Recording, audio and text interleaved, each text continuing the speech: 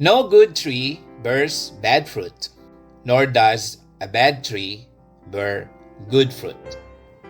That one was from St. Luke, and it's only one of the many quotes where trees and fruits are used figuratively to bring beauty to an idea that a writer or speaker wishes to convey, emphasize, and clarify. Obviously, the tree in that Bible verse refers to you and me. And what about the fruits? They are our thoughts, words, and actions, and their outcomes.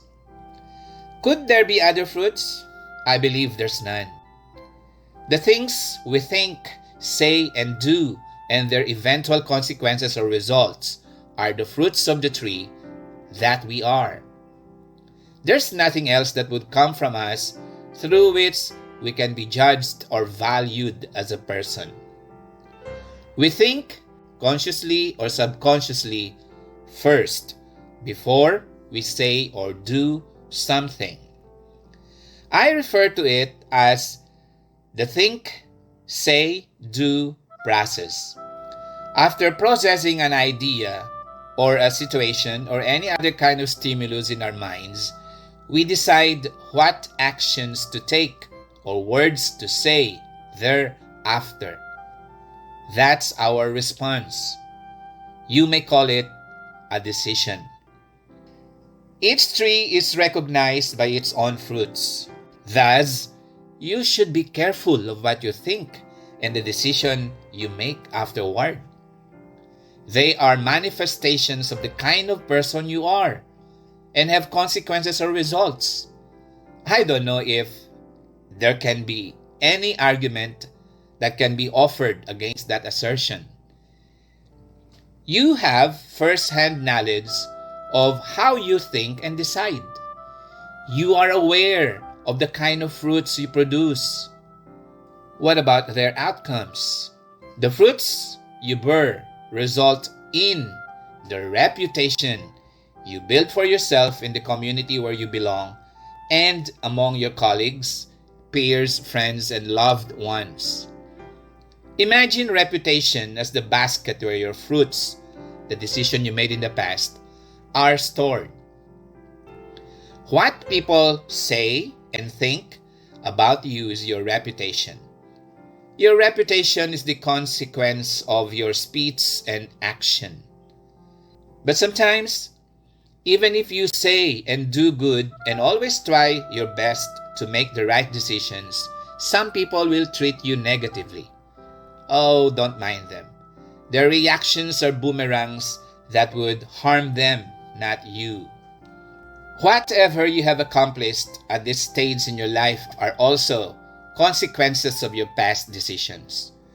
Your resume or curriculum vitae is also a basket of the fruits you produced.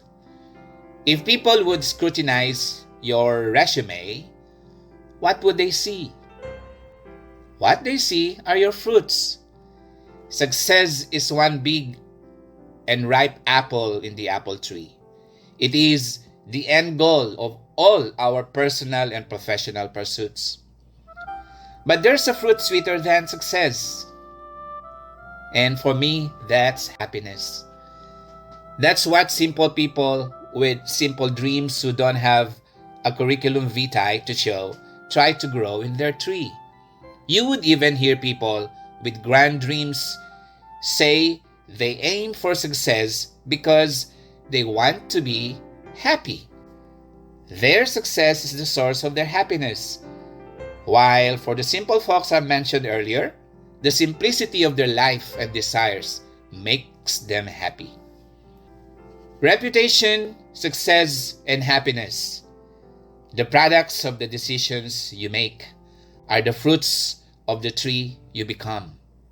The kind of fruits you would bear depends on the kind of tree you grow into. Good fruits will spring out of your branches and twigs if you are a good tree. Bear in mind that you have control of the process of becoming who you are. Yes, no one else is in control of it. We call that process self-improvement. The tree that would sprout from the transformation is your best self. Only when you become your best self that you will start bearing the good fruits. The journey into becoming your best self begins with one very simple step, and that is rejecting any excuses to not become the tree you wish to be and bear the fruits you desire. Education comes next. We nourish the tree called self through education, and it's going to be long and tedious. It's actually lifelong. Remember what Aristotle said.